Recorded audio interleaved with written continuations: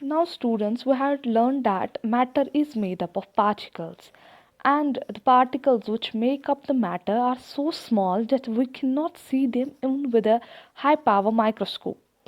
But how come we know then that matter is made up of particles?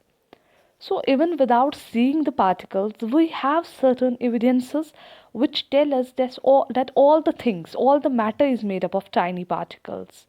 So, we'll look at some evidences, perform some experiments to show all of the characteristics of the particles of matter.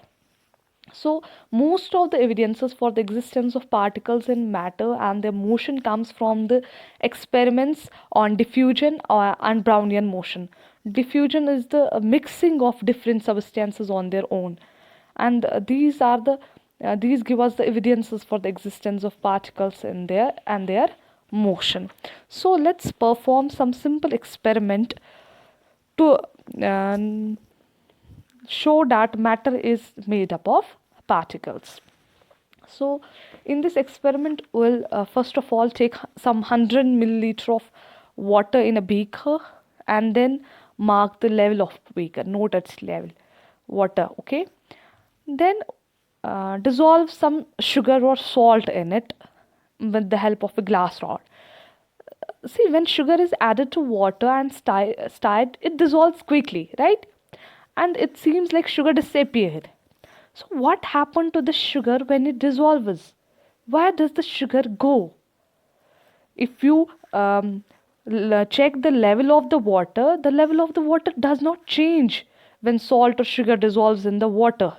Why? Where does the sugar go? So, we can explain how the sugar dissolves and disappears in water by using the idea of particles. Both sugar and water are made up of very small particles, and these particles are too small to see even under a microscope. So, when sugar dissolves, tiny sugar particles break off from each solid sugar granule, and these sugar particles go into the spaces between the particles of water and mix with them. So the sugar solution will taste sweet, even though we cannot see the sugar. We cannot see the sugar in it. So this shows that yes, the matter is made up of particles. So the next characteristic is that the particles of matter are very, very small. So this very, very small size of particles of matter can be shown by performing this experiment using potassium permanganate and water. See, potassium permanganate is also a kind of a matter. We'll take 2-3 small crystals of potassium permanganate and dissolve it in 100 milliliter of water in a first beaker. See, when you dissolve this potassium permanganate, we'll get a deep purple colored solution of potassium permanganate in water. Now, take 10 ml of deep purple solution of potassium permanganate from first beaker and mix it with 90 ml of water present in the second beaker to dilute it, okay? Due to this dilution, what happens? The color of the potassium permanganate solution in the second beaker becomes a bit lighter, right? Now take 10 ml of potassium permanganate solution from second beaker and mix it with 90 ml of water present in third beaker to dilute it further. And you will see that the color of solution will become still lighter. We keep on diluting the potassium permanganate solution like this like this number of times, 5 to 6 times.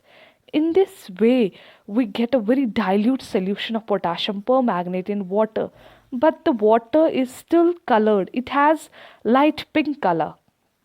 So this experiment shows that just 2 or 3 tiny crystals of potassium permanganate can impart color to a large volume of water.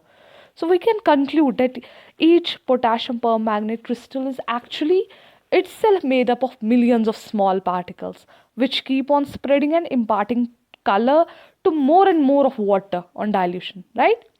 So each tiny crystal of potassium permanganate is supposed to made up of millions of particles. Therefore, these particles must be very, very small, right? Now the third characteristic, the particles of matter have spaces between them. And it can be shown by performing this experiment using sugar and water. We take about 100 milliliter of water in a beaker. Water again is a kind of matter, right? Mark the level of water in the beaker with a pen, marking pen or something. Take now 50 grams of sugar and add 50 grams of sugar in water in the beaker. Okay? Dissolve the sugar by stirring it with a glass rod. So that you will, when sugar gets dissolved, you will get sugar solution, right? So look at the level of sugar solution in beaker. You will find that the level is at the same mark where water level was initially in the beaker. This means that even after dissolving 50 grams of sugar in 100 ml of water, the volume has not increased. And this can be explained only by assuming that the particles of water have some spaces between them. So when sugar is dissolved in water, its crystals separate into fine particles, and these particles of sugar go into the spaces between the particles of water, due to which there is no change in the volume of water on dissolving sugar in it, right? So the fact that there is no change in volume on dissolving sugar in water tells us that yes, there are spaces between the particles of water, and these spaces accommodate the sugar particles. So we can come to the conclusion that the particles in water are not tightly packed.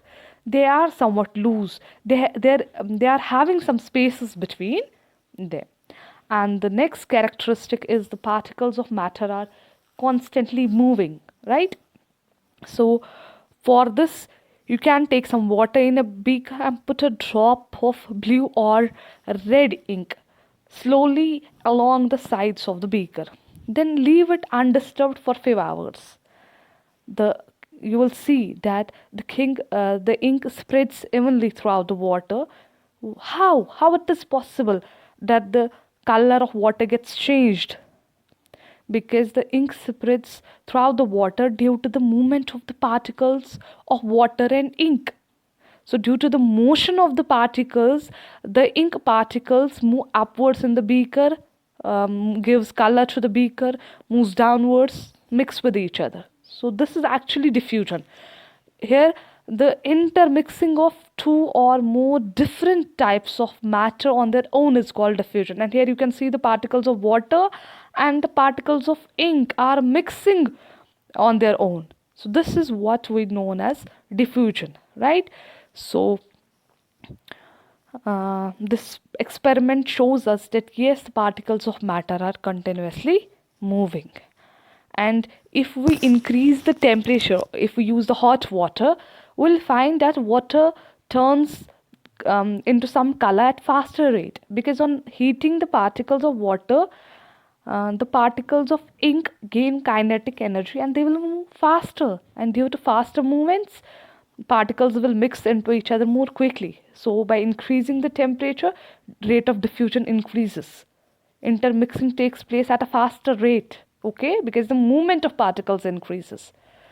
Now the last characteristic of particles of matter is that they particles attract each other. So it means there are some forces of attraction between the particles of matter which bind them together, right? And this will become clear by this example, by this experiment. Take an iron nail, a piece of chalk, and a rubber band. Try breaking them by hammering or by cutting or stretching. See, you after hammering, after cutting, you will see that it's more easier to break the chalk, but it's less easier to break the rubber band, and it's difficult to break the iron nail. Why? Because the particles in the iron nail are held together with greater force as compared to the particles in rubber band or chalk. That means the force of attraction between the particles of iron nail are are very very strongly are very very strong, right? So it means particles of matter are attracting each other, right?